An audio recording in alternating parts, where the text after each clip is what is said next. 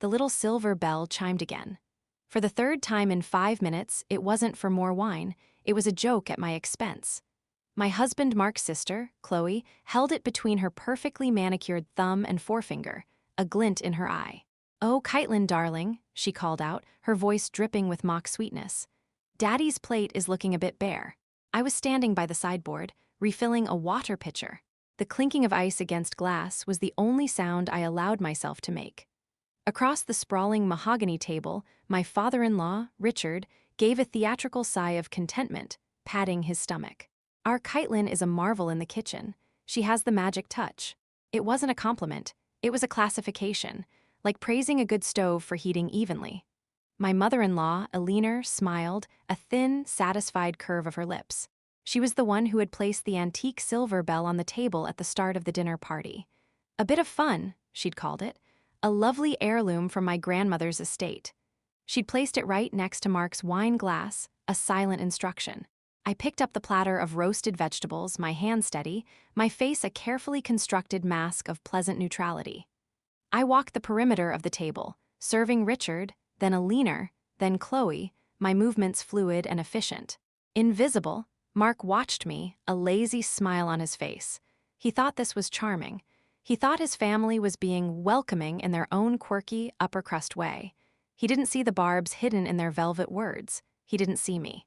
"You see," Chloe said, leaning toward her mother with a conspiratorial whisper that was meant for the whole room to hear. "She's a natural, the perfect little servant bride." The words landed in the center of the room, and the air went still for a fraction of a second. "Servant bride?" Richard chuckled into his napkin. Eleanor's smile widened. And Mark just took a slow sip of his wine, his eyes fixed on me as I stood frozen, platter in hand. He didn't defend me. He didn't even flinch. He just watched, as if I were a character in a play he was mildly enjoying. I placed the platter back on the sideboard, my movements precise, deliberate. The scent of rosemary and garlic felt suffocating. The warmth of the dining room felt like a fever. I could feel their eyes on my back as I turned toward the kitchen. The soft click of the door closing behind me was the loudest sound in the world. Leaning against it, I closed my eyes, and the only thing I could hear was the faint, mocking chime of that tiny silver bell. I realized then that in their story, I wasn't the daughter-in-law. I was the help. The car ride home was thick with a silence that felt heavier than anger. Mark drove, one hand on the wheel, humming softly to a song on the radio. He was completely, blissfully unaware. "That was a nice evening," he finally said, glancing over at me. My mother really outdid herself with the decor. I stared out the passenger window, watching the city lights blur into streaks of gold and white. "She always does." He reached over and patted my knee. "They really love you, you know. Chloe's teasing is just her way of showing affection. She was like that with all my old girlfriends." I flinched at his touch, not because it was rough, but because it was so utterly clueless. He was trying to soothe a wound he didn't even see had been inflicted. "Her teasing has a name, Mark. She called me a servant." He sighed, the sound of a man burdened by a woman's oversensitivity. "Oh, come on, Caitlin. You can't take her seriously. It was a joke. A stupid one maybe, but a joke." "Was your mother's silver bell a joke too?" I asked, my voice dangerously quiet. "It's an antique," he said defensively. "It's a family thing. You wouldn't understand." You wouldn't understand. The 4 words he used whenever he needed to draw a line between his world and mine. His world of inherited wealth, of legacy, of people who used silver bells to summon others. My world of scholarships, of double shifts, of earning everything I'd ever had. We had met in college. He was captivated by what he called my realness. I was captivated by his charm and the easy way he moved through the world, as if it were a house built just for him. I didn't understand then that to him, realness was a novelty, like a rustic piece of furniture he could use to decorate his polished life. I paid our bills. I managed our budget. I was the one who remembered to get the oil changed in his expensive car. I had put my own career aspirations on hold to support his fledgling business, believing that we were a team, building a life together. But tonight, the illusion had shattered. We weren't a team. I was support staff. When we got home, I went straight to our bedroom. Mark followed a few minutes later, already unbuttoning his shirt. "Are you still upset about that?" he asked, tossing his shirt onto a chair. "It's over, let it go." "It's not over," I said, turning to face him. It's every time we see them, Mark, the little comments about my parents' jobs, the helpful advice from your mother on how to dress properly, the way they look at me when they think I'm not watching.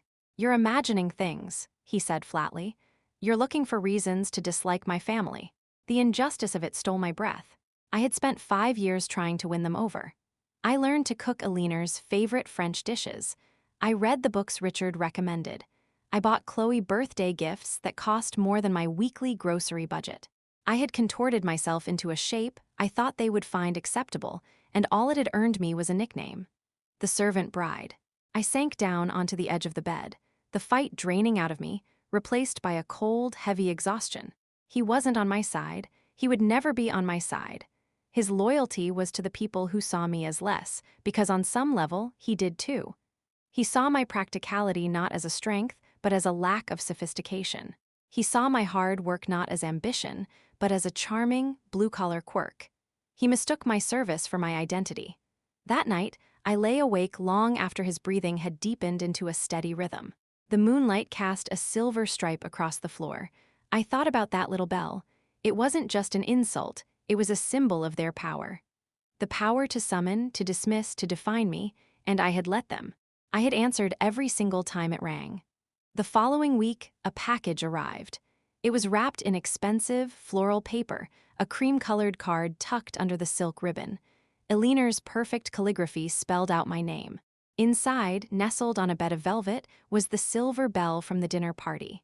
The card read, "A little something to make our future gatherings more efficient. With love, Aliner."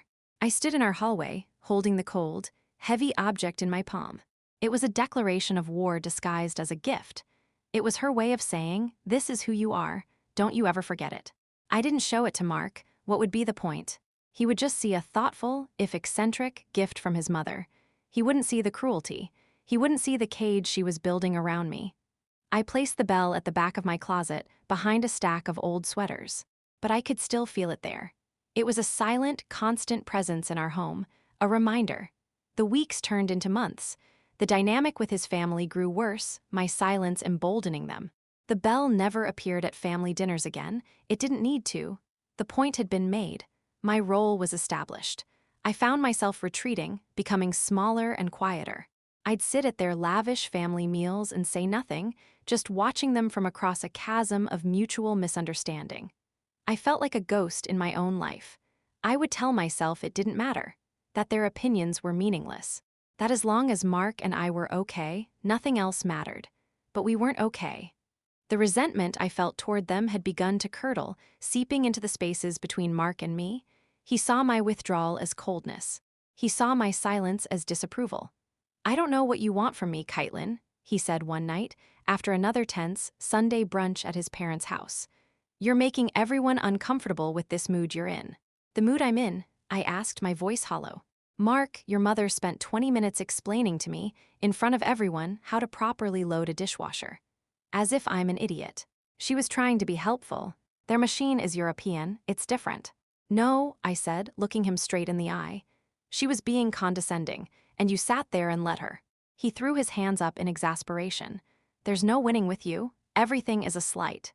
Everything is an attack. My family is who they are. Why can't you just accept them?" And there it was, the final, brutal truth. I was the one who had to change. I was the one who had to accept being treated as a second-class citizen in my own family. My feelings were an inconvenience. My dignity was negotiable. His family wasn't the real problem. They were just the symptom. The disease was my husband's quiet, unwavering belief that I was, in fact, beneath them. I stopped talking about it. I stopped trying to make him see. It was like explaining color to a man who was born blind. Instead, a quiet resolve began to form in the pit of my stomach. A cold, hard knot of self-preservation. I started documenting things, not in a diary but in a locked file on my computer. The jokes, the helpful advice, the casual dismissals. I wrote down the date of the servant bride comment, the date the bell arrived, the date Aliner gifted me a set of cleaning uniforms for my birthday, saying they were far more practical than the dress I had wanted. Each entry was a small, sharp piece of glass, and I was collecting them, though I didn't yet know why. I just knew I couldn't let them disappear into the fog of Mark's denial. I needed proof that I wasn't crazy.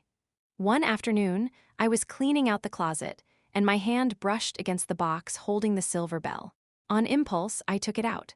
I sat on the floor of the walk-in closet, the scent of cedar and Mark's cologne surrounding me, and I held it in my hands. It was heavier than it looked, intricately carved. An object of quality, meant to last for generations. Meant to be used by people like a leaner to summon people like me. I thought about my own grandmother. She'd been a cleaner in a wealthy person's home her entire life. She came home every night with her back aching and her hands raw, but she was the proudest, most dignified woman I had ever known. She had taught me to work hard, to be honest, and to never, ever let anyone make me feel small. What would she think of me now? Sitting in a gilded cage, answering a bell meant to mock the very work she had done with such grace. I felt a hot flush of shame, not because of them, but because of myself. I had betrayed her memory. I had betrayed the woman she had raised me to be. I had been so focused on their judgment that I had forgotten how to judge myself. I had been so desperate for their acceptance that I had abandoned my own self-respect. The house was silent except for the hum of the refrigerator. Footsteps echoed on the hardwood floor outside the bedroom. Mark was home early. I quickly put the bell back in its box and shoved it to the back of the shelf, my heart pounding. Why was I hiding? Why was I still playing their game? That night, as I lay in bed pretending to be asleep, I listened to Mark's even breathing. He was a stranger next to me. We shared a bed, a home, a life, but we lived in different worlds. In his world, he was a good husband, and his family was loving, if a little old-fashioned. In my world, I was disappearing. I slipped out of bed and went into the living room. The city skyline glittered outside the floor-to-ceiling windows. It was a beautiful view, from a beautiful apartment I had helped pay for but had never truly felt was mine. It was his home, I was just living in it. I walked over to a bookshelf and pulled out an old photo album from before I knew him. There I was, 21 years old, grinning, standing on a stage after winning a business plan competition in college. My eyes were so bright, so full of fire and ambition. I had plans. I had dreams that were entirely my own. Where had that girl gone? I had traded her, piece by piece, for a life that wasn't mine, for the approval of people who would never give it, for the love of a man who didn't even see me.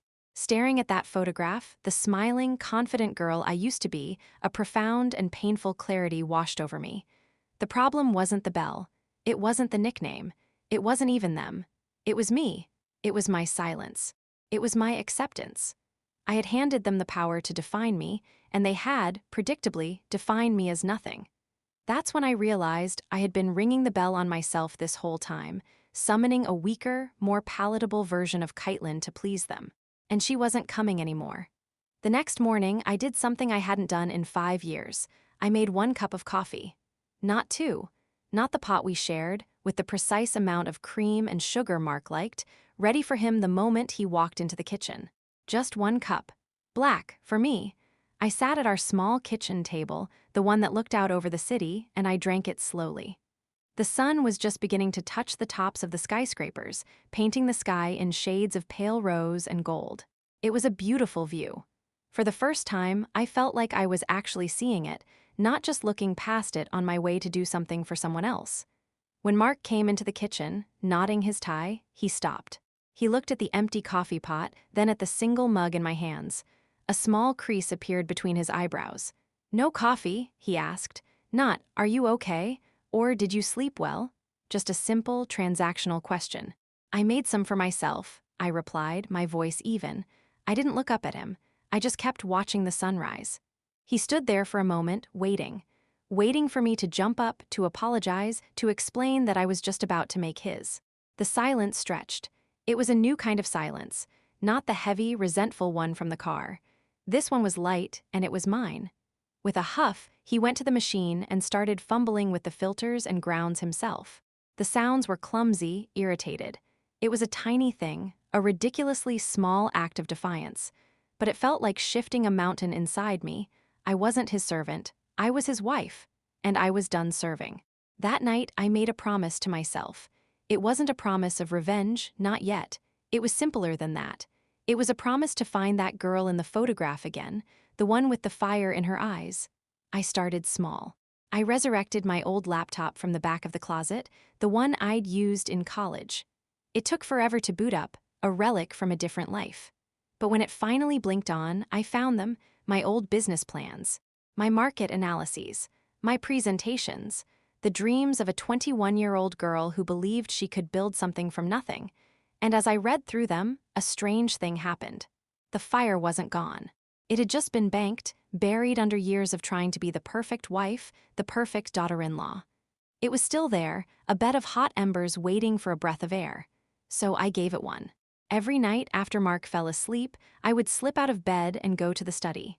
I closed the door, the soft click sealing me into my own private world, and I began to work.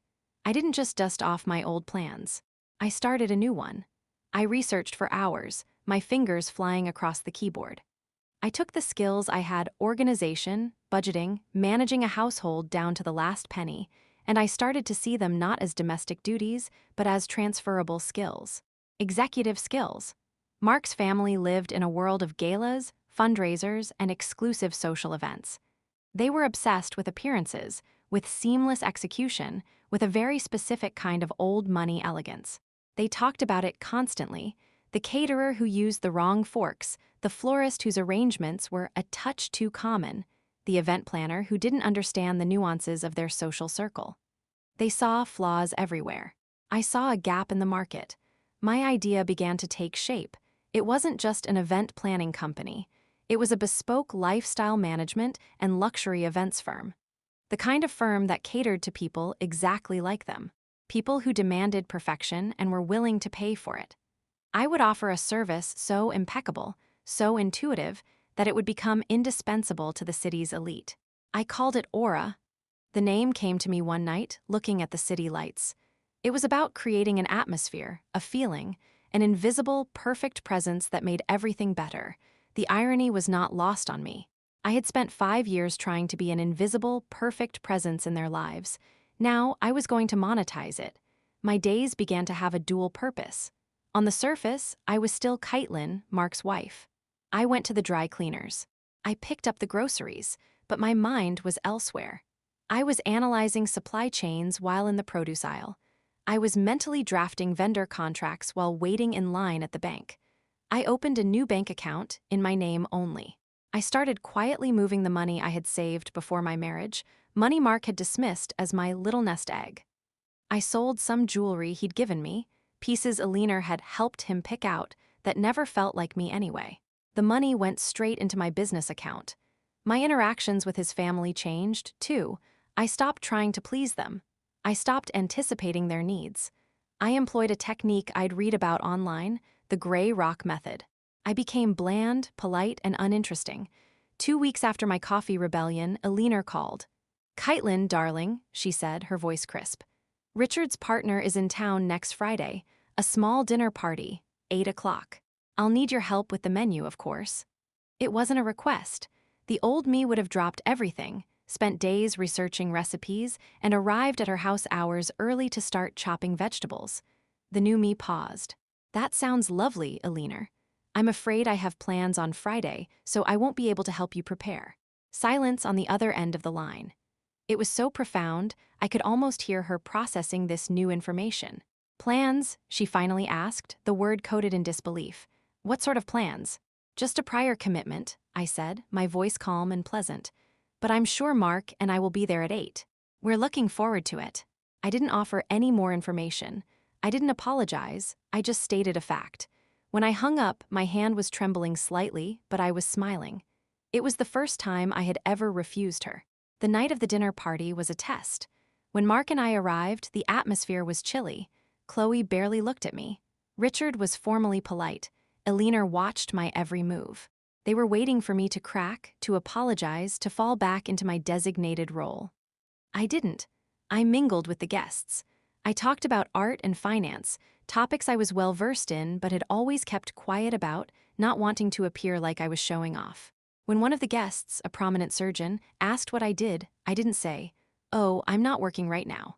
I smiled and said, "I'm in the development phase of a new business venture." I felt Mark's eyes on me from across the room. It was the truth. It was also a warning shot. Later that evening, Chloe cornered me near the bar. "So," she said, swirling the wine in her glass, "a business venture. How ambitious. Are you selling jewelry on the internet?" Her tone was mocking, designed to make me feel small. A few months ago, it would have worked. I just smiled back at her, a gentle, unbothered smile. "Something like that," I said, and then I turned and walked away, leaving her standing there with her insult hanging in the air.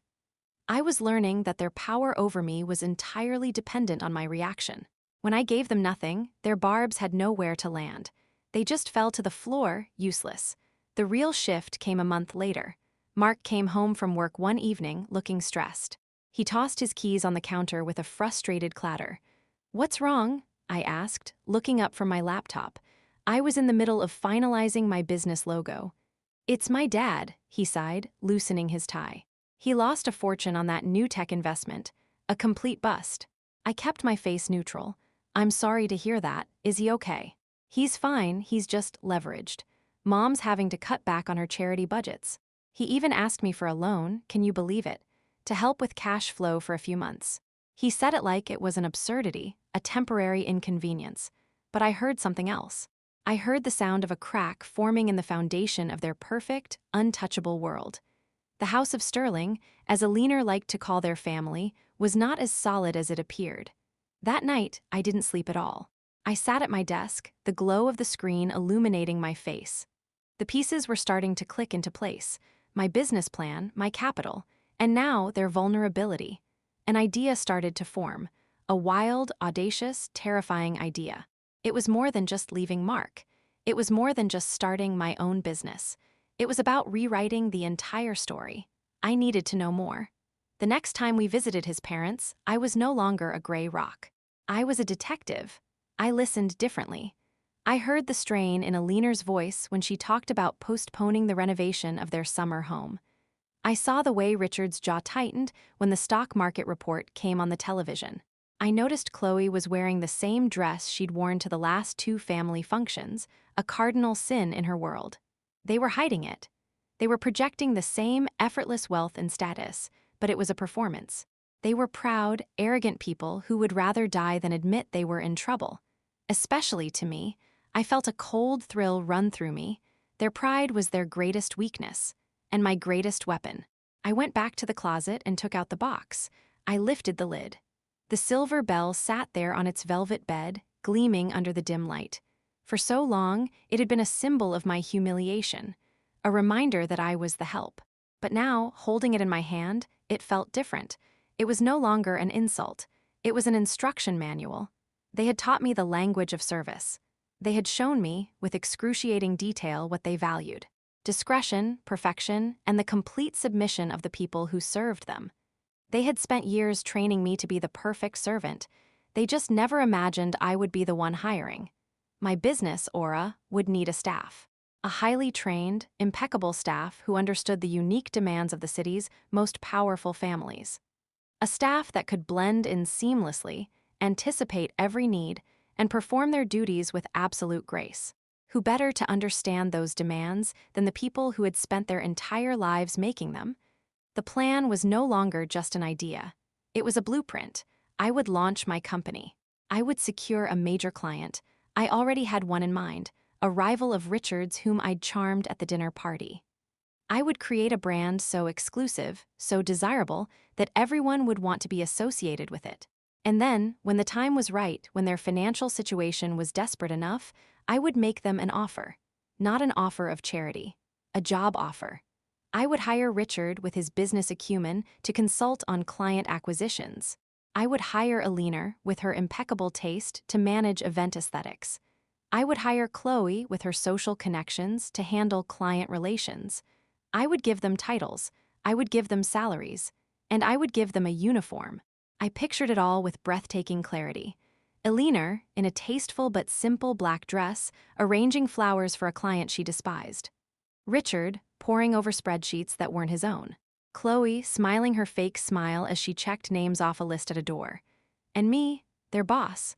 The thought was so potent, so electrifying, it almost scared me. This wasn't just about getting even. It was about a complete and total reversal of power. It was about taking the role they had forced upon me, the servant, and transforming it into a throne. They thought the bell was a joke at my expense. They were wrong. It was a tool, and I was finally going to learn how to use it. I placed the bell on my desk, right next to my laptop. It was no longer hidden in shame. It was a centerpiece, a mission statement. I looked from the gleaming silver surface of the bell to the cool, glowing screen of my business plan. Everything that had been done to me, every little cut, every casual cruelty, was now fuel. I wasn't just building a company anymore. I was building a stage, and the final act was going to be magnificent. That's when I realized the nickname they gave me wasn't a curse. It was a prophecy. I was going to be a bride of service, all right, but they would be the ones serving me. The first 6 months were a blur of calculated risks and sleepless nights. I poured every ounce of my energy, every dollar of my savings, into Aura. I rented a small, chic office space in a building that overlooked the financial district, a view of the world I was about to enter. My first client was Mrs. Caldwell, the surgeon I'd met at Richard's dinner party. She was a shrewd, no-nonsense woman who had a reputation for being impossible to please. She was planning a major fundraising gala for the hospital she ran, and her previous event planner had quit in tears. She was Richard's biggest philanthropic rival, and I knew if I could win her over, the rest of the city's elite would follow. She hired me on a trial basis, her skepticism practically radiating from her. "I expect perfection, Miss Vance," she had said, her eyes sharp. I had started using my maiden name for the business. It felt like putting on armor. "Perfection is my baseline, Dr. Caldwell," I replied, my voice steady. For the next 2 months, I worked relentlessly. I sourced vendors who were artists, not just suppliers. I designed an event that was a symphony of quiet elegance, anticipating needs the guests wouldn't even know they had. I managed the budget with a ruthless efficiency that would have made Richard Sterling proud if he weren't the man I was planning to dismantle. The night of the Caldwell Gala was the test. I walked the floor in a simple, elegant black dress, a headset discreetly in one ear, my eyes scanning everything. The lighting was perfect. The string quartet played at precisely the right volume. The waitstaff moved like ghosts. It was flawless.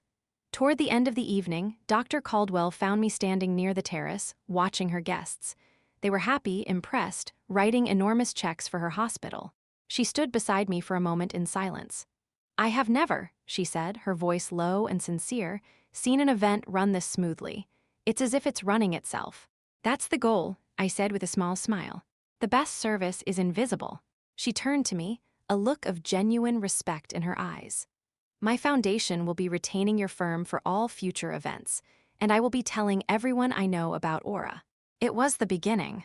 Her endorsement was a key that unlocked doors I hadn't even known were there. My client list grew, one powerful name at a time. Aura became the city's best-kept secret, the silent force behind the most exclusive parties and gatherings.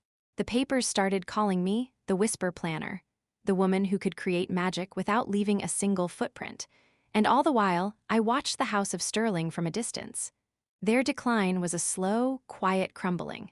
I'd hear whispers at parties. Chloe was let go from her gallery job for budgetary reasons. Elena resigned from 2 of her charity boards, citing a desire for more privacy.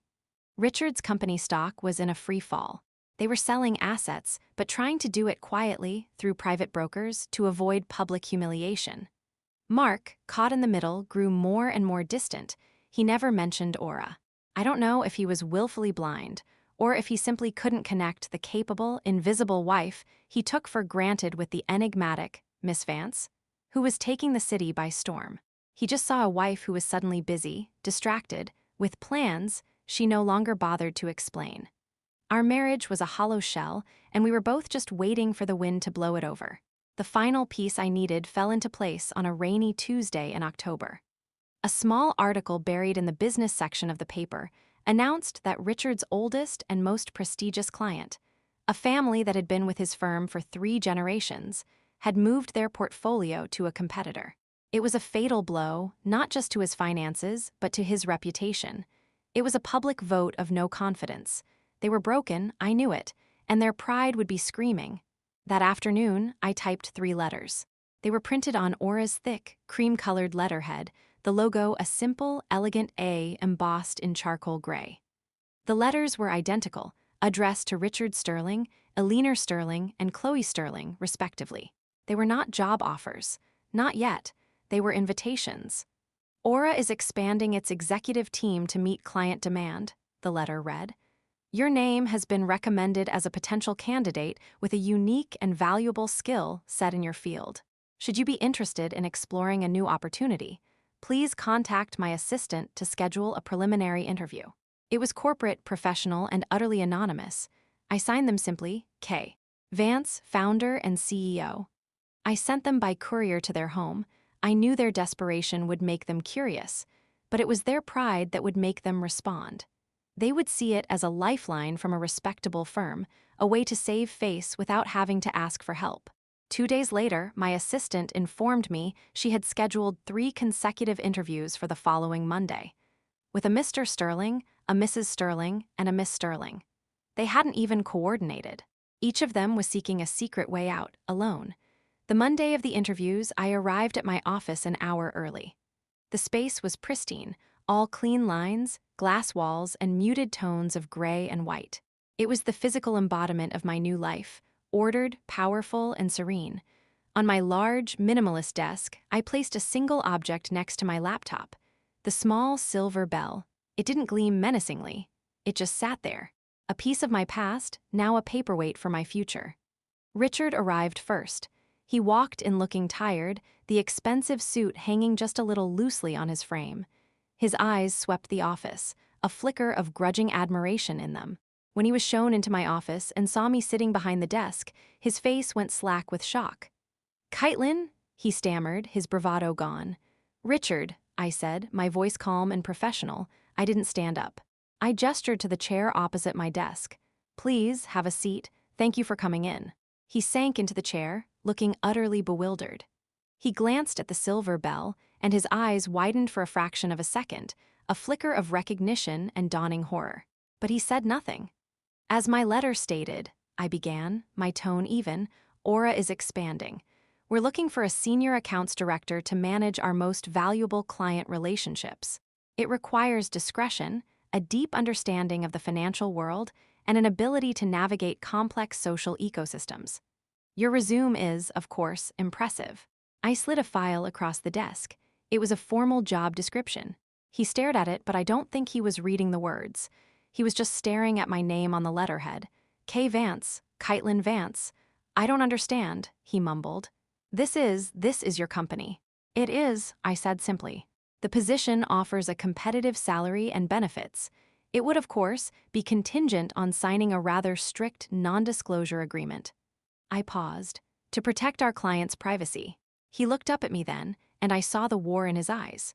The humiliation, the anger, but underneath it all, the cold, hard glint of desperation. He was a drowning man, and I had just offered him the only lifeboat in sight. He said nothing, just clutched the file in his hand. Eleanor was next. She swept in with a practiced elegance that was only slightly marred by the tension in her jaw. When she saw me, her perfectly made-up face froze into a mask of disbelief. The polite smile she had prepared for a stranger faltered and died. "Kaitlyn," she breathed, her voice a wisp. "Eleanor, please sit."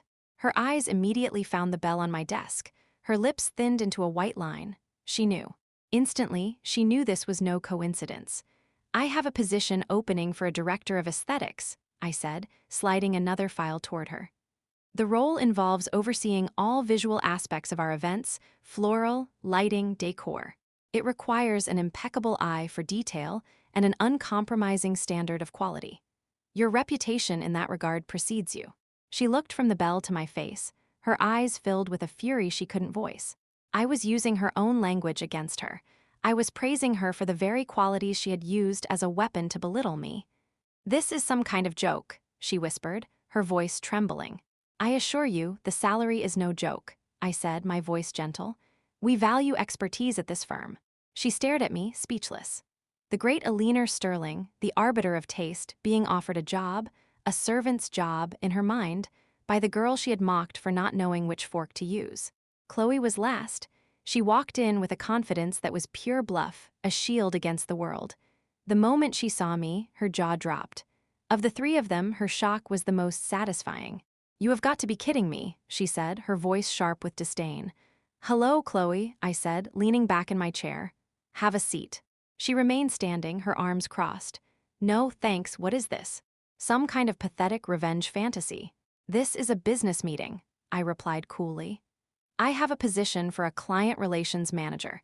It involves a great deal of social networking, attending parties, being the charming face of the company. It's something I thought you'd be a natural at." Her face flushed with anger. "You want me to work for you? The servant bride wants to be my boss." The words hung in the air. The old insult, finally spoken aloud in this new context. It had lost all its power. I just smiled a small, tired smile. "The nickname was your idea," I said softly, "but the job is real, the salary is real, and the reality of your family's financial situation is also real." That was the final blow. Her mask of defiance shattered, and for a second I saw the scared, lost person underneath. She finally sank into the chair, defeated. I let the silence sit for a moment, then I leaned forward. "I will give you all 3 hours to consider the offers," I said, my voice leaving no room for argument. "You can accept as a group or individually. It makes no difference to me. There are many other qualified candidates." I stood up, signaling the end of the meeting. "My assistant will show you out." As they filed out of my office, a procession of ghosts, Eleanor paused at the door. She looked back at me, then at the silver bell, then back at me. Her expression was unreadable. It wasn't hatred. It wasn't respect. It was something more complicated. It was the face of a queen who had just been checkmated. The next day, I received a single email from Richard's account. It contained 3 words: "We accept, RS." The first event they worked was the Aura Winter Gala, our biggest of the year. I had made it a condition of their employment that they complete a standard probationary training period, just like any other new hire. The uniform was simple, elegant, tailored black attire. Understated, professional, invisible. I saw Eleanor in the main ballroom an hour before the guests arrived. She was adjusting the petals on a white orchid in a towering centerpiece, her movements precise, her face a mask of concentration. She was good. I had to admit, she was very, very good. I saw Richard by the entrance, his jaw tight, holding a tablet with the guest list. He was reviewing the arrival logistics with the head of security, his voice crisp and authoritative. He was a professional. And I saw Chloe near the champagne bar, her smile bright and completely artificial, as she prepped the servers on which guests required special attention. She was playing a part she'd played her whole life, only now she was being paid for it. I walked past them, my own headset in my ear, doing my final checks. I didn't address them with anything but professional courtesy. "Eleanor, the lighting in the West Wing needs to be a touch warmer," I said quietly as I passed her. She just nodded, her eyes fixed on the flower. "Richard, the mayor's car is 5 minutes out."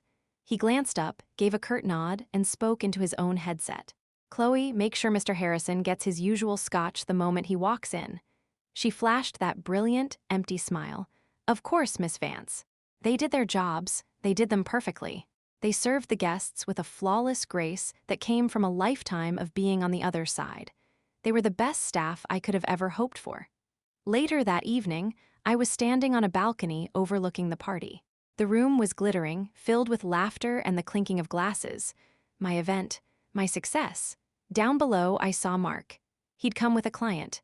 He was watching me, his expression a mixture of confusion, awe, and something that looked a lot like regret. He had never looked at me that way when I was just his wife. He started to walk toward the stairs that led to my balcony, but then he saw his father, standing by the door, greeting a senator. He saw his mother, directing a waiter to a guest who had spilled a drink. He saw his sister, laughing at a joke told by a wealthy donor. He saw them all working. For me, he stopped. He turned around and walked back into the crowd, disappearing. He never tried to approach me again. I stayed on the balcony for a long time, watching them. There was no thrill of victory. There was no joy in their humiliation. There was just a quiet, profound sense of order being restored. The world finally making sense. They had wanted a servant bride. They had gotten one. One who had learned the value of service so well that she had built an empire on it. And in the end, they were the ones who had to answer the bell. That's when I realized my revenge was never about punishing them. It was about freeing myself. The divorce was quiet and fast. Mark didn't fight it. What was there to say? We signed the papers in a lawyer's sterile conference room. He tried to apologize, stumbling over words about not understanding, about not seeing me. "I'm sorry, Kaitlyn," he said, his voice hollow. I never knew you had all that in you." "Yes, you did," I said softly, signing my old name for the last time. "You just thought it was for you." We never spoke again. His family worked for me for another year. They were exemplary employees, punctual, efficient, and deeply professional. They never spoke of our past. We maintained a cool, polite distance. It was the most honest relationship we had ever had. Richard eventually leveraged his new connections into a consulting role at another firm. Elinor started her own small, very exclusive floral design business. And Chloe married a wealthy client she met while working an Aura event and moved overseas. They rebuilt their lives on their own terms. They had, in a strange way, been liberated too. One day, long after they were gone, I was packing up my old apartment to move into a new one, a place that was entirely mine. In the back of a drawer, I found the box with the silver bell. I took it out and held it in my palm. It felt like a relic from another person's life. The cold metal held no charge anymore. It wasn't a symbol of humiliation or of victory. It was just an object. A thing. Its power had been an illusion, one I had helped create by believing in it. I didn't keep it. I didn't throw it away. I donated it to a charity auction, where it was sold for a modest sum to a collector of antiques. It was out of my life, back to being what it always was, a pretty, meaningless thing. My real trophy wasn't the bell. It was the view from my new office. It was the quiet satisfaction of building something from nothing. It was the photo on my desk, not of my wedding day, but of that 21-year-old girl on a stage, holding a trophy, her eyes on fire with a future she was about to build for herself. I had finally found my way back to her. I learned that respect can't be bought or demanded. It can only be built, quietly, brick by brick, until you've created something so solid that no one can ever tear it down. The best revenge isn't a loud explosion. It's a quiet life of undeniable success. I stopped waiting for their apology. Peace was mine to give myself. If this story gave you that quiet sense of justice, subscribe and stay close. More stories of poetic payback and earned peace are waiting for you here.